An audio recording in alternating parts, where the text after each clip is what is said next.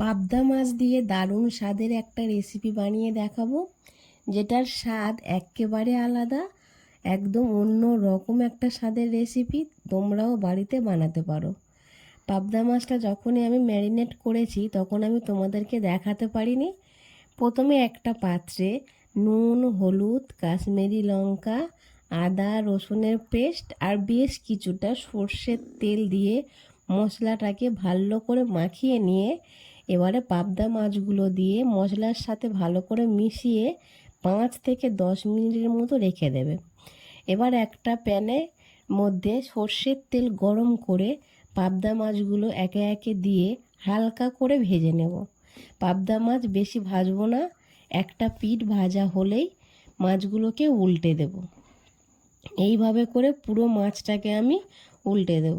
এবার মাছের ওপরে কাঁচা লঙ্কা আর কালো জিরে ফোড়ন দিয়ে দেব।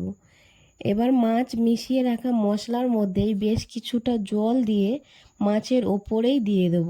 পুরো জলটা দেব না, কিছুক্ষণ ফোটার পরেই দিয়ে দেব বাকি জলটা। এইভাবে করে কিছুক্ষণ ফুটে যাওয়ার পরেই বাকি যে জলটা রেখেছিলাম সেটাও দিয়ে 2 মিনিটের মতো একটু ফুটিয়ে নেব। যতক্ষণ তেল ছেড়ে ছেড়ে আসলেই নামিয়ে নেব। গরম ভাতে পরিবেশন করো। তো এই রান্নাটা কেমন লাগলো অবশ্যই করে কমেন্ট করো, আর বাড়িতে পাবদা মাছ আসলে এই রেসিপিটা একবার ট্রাই করতে পারো। দেখা হচ্ছে আবারও একটা নতুন ভিডিওর সাথে। এখনকার মতো টাটা।